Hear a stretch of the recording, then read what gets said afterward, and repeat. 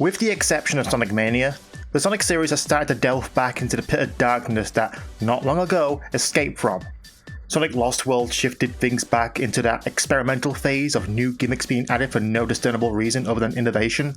Sonic Boom failed to light the West on fire with the worst-selling Sonic series of all time, and a TV show, while good, was badly mismanaged by its distributor. And finally, Sonic Forces. Yeah. Meanwhile, on the other side of the fence, Super Mario Odyssey broke tradition with its 3D game formula and ushered Mario into the open world sandbox genre.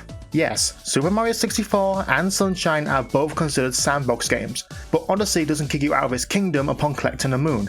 Even with Cappy's capture mechanic, where you can relatively possess every enemy in the game and use their abilities to traverse the lands and collect even more moons, Mario's acrobatic controls and the kingdoms you travel through felt natural and organic. There are very few games that I can point to and say that I enjoyed strolling through its worlds, taking in the atmosphere just as much as the actual main gameplay mechanics themselves, be it shooting or parkour swordplay.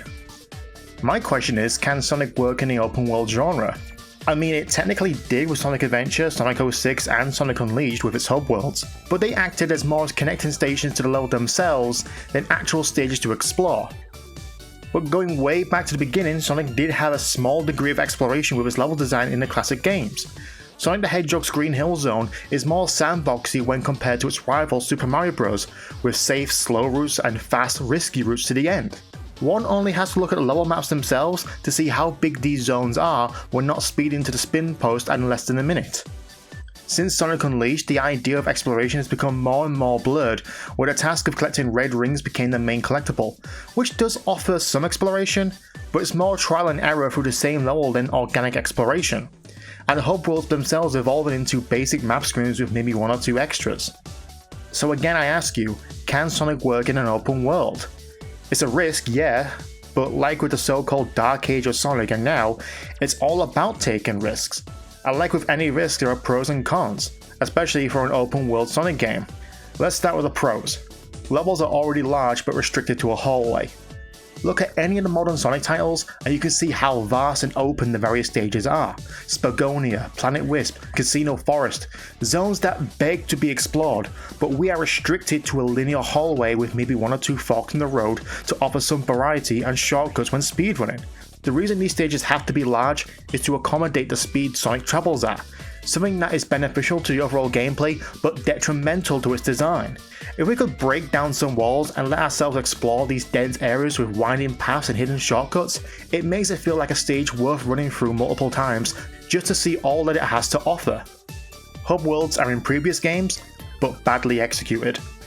Like I already stated, Adventure, 06 and Unleashed have hub worlds and exploring the nook and crannies of the worlds for secrets is fun. Except 06, which makes the biggest sin of not having anything to do in them. What is the point of this being explorable if it's just used for a boss fight? Adventure did this as well, but at least its adventure fields were small, except for the dense maze that is Mystic Forest. Beyond traveling to the next stage, these hub worlds are basically empty and void of any life. Unleashed is the only title that added life and things to do in these hub worlds with hidden Sun and Moon medals, stores and submissions. But like its older brothers, there's still stations to the next stage. The idea is there and it can work when there is careful attention to detail and populating it with tasks to complete, not just making a large open field to run in with nothing to do. Lost World introduced versatility and verticality in gameplay. Sonic's parkour moveset in Lost World had great potential. Mastering its controls allowed you to potentially explore every level for secrets and hidden paths. The problem is that Lost World is still a linear game and the parkour system was limited on how you progressed. Wall jumping was in previous games, and wall running gave speedrunning its levels a sense of flow. But aside from a few levels, the parkour system was not utilised to its full potential, making way for the rather unnecessary wisps. If we refine the parkour gameplay and move it into an open world setting, it will allow us to explore the open-ended zones for secrets and new ways to get to where we need to be. Utopia and Green Hill Paradise are tech demos of an open world Sonic concept. Both fan games offered open-ended paths to reach the goal to their zones. Both happened to be Green Hill, but offered something unique as a way to introduce players to the concept of open world. Like official games, they start with a hallway, easing in gameplay tutorials, and slowly introduce offshoots on a forward path, thus raising curiosity to explore before the main world opens up and suddenly there are endless ways to speed your way to the goal ring. Between the two games, Paradise does offer more with its level design as well as a more versatile control scheme. But again, they are tech demos with nothing really to do other than finding a goal. So those are the pros to the idea of an open world Sonic title. But with every positive on the concept of this idea, there are cons as to why Sonic cannot work in an open world game. So let's go over them now. Sonic's main focus is on speedrunning. Speedrunning is Sonic's lifeblood. The idea of a fast-paced character came from Yuji Naka wanting to speed past all the earlier levels of Super Mario Bros. You can't really get a sense of speed or potentially speedrun an open world game. I'm well aware people actually speedrun open world games, but I'm talking from a design perspective. Linearity reduces time spent in a level, and having a goal of getting from point A to point B are what platform games are. Especially in a Sonic game, the thrill of flying through a stage with little to no obstruction in an attempt to get a new record is what many fans and speedrunners strive for. Removing that element and you're better off making a new IP. The spectacle will be lost in an open world progression. Some games focus on style over substance. Games like Devil May Cry and Okami found the right balance to keep players engaged with the gameplay as well as the visual flair and characterizations. Sonic has always been the same, gorgeous visuals with tight gameplay. Through the early start of 3D to the more recent outings, spectacle is a key element. The classic series also did this while incorporating gameplay such as loops and terraforming zones. Outside of cutscenes, or in Sonic Force's case, 4 cinematic set pieces, the spectacle of Sonic's style will be mostly or completely lost in an open world. The only way it would retain its spectacle would be through cutscenes, or, God forbid, quick-time events. Rise of Lyric tried open world, but retained linear progression. Sonic Boom Rise of Lyric tried to be the Sonic version of Jak and Daxter the Precursor Legacy.